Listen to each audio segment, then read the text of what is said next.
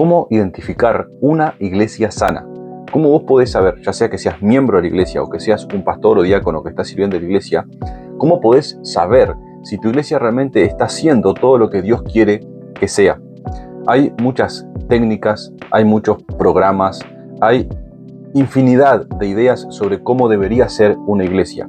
Pero hay tres cosas que son fundamentales y creo que hacemos bien en prestar atención para saber si nuestra participación en la iglesia, seamos miembros o oficiales, está siendo correcta, y también que podamos evaluar si el ministerio de la iglesia se está llevando correctamente adelante, si somos parte de una congregación sana.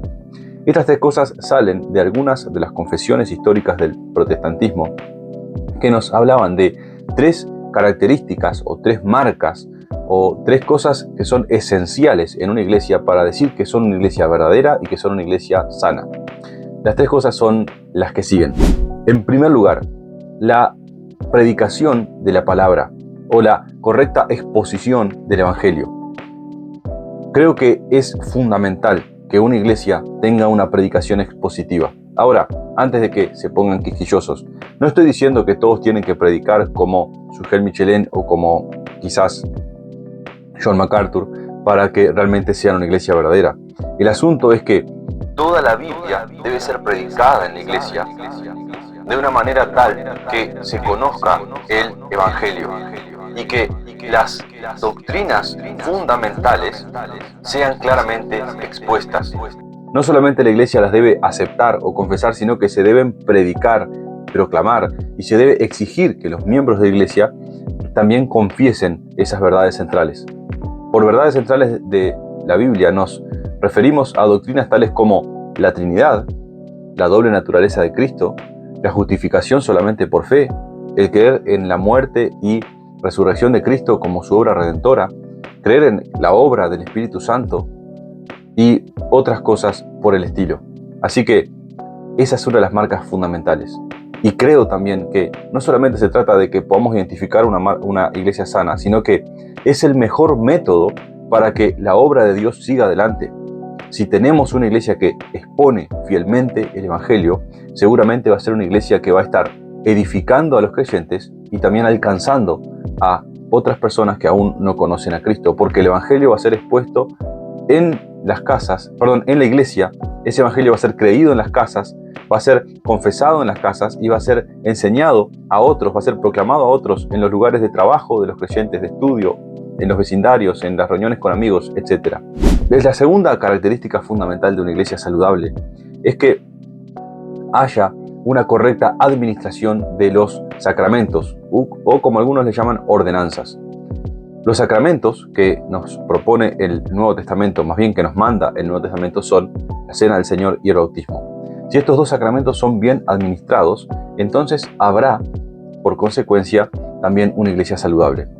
Entiendo que dentro del marco del protestantismo histórico hay lo que se llama teología del pacto, y que esa teología nos lleva a la conclusión de que los hijos de los creyentes también deben ser bautizados.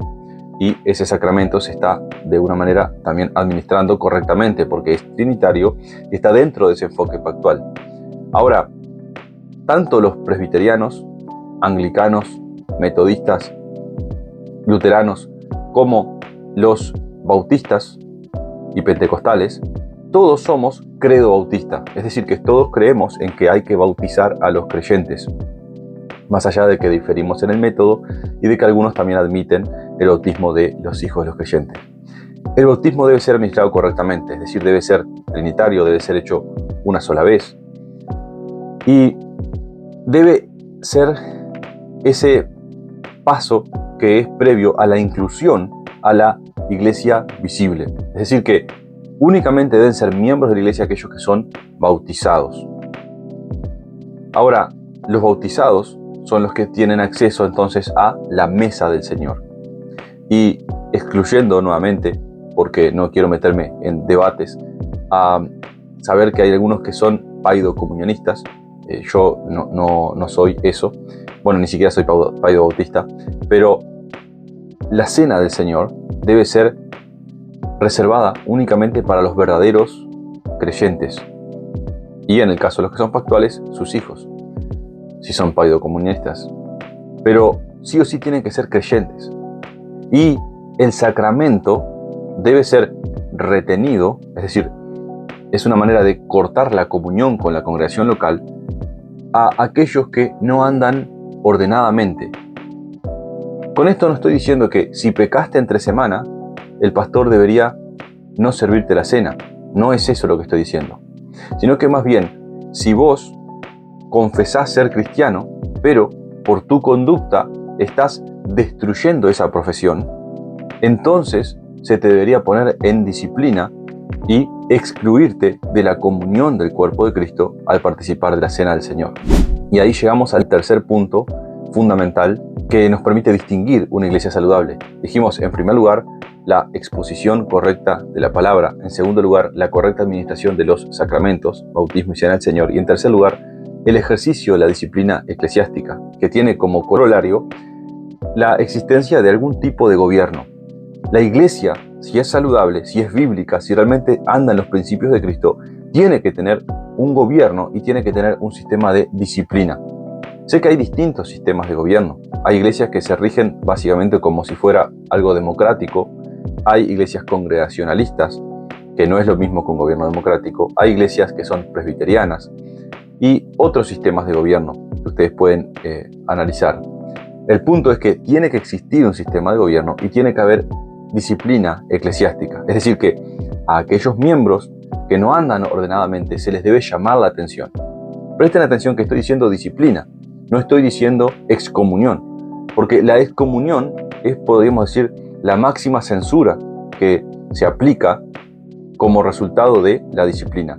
Pero la disciplina tiene tanto dimensiones positivas como negativas. Es decir, la disciplina es, por ejemplo, simplemente que el pastor te visite para darte aliento, para preguntarte cómo estás. Ese pastoreo es parte de la disciplina, en un sentido positivo, cuando el pastor te va a alentar a leer las escrituras, a alentar a celebrar el culto familiar, a alentar a congregarte, a alentar a servir a tus hermanos. Eso es parte de la disciplina, en un sentido positivo, de educar, de instruir, de dar ánimo.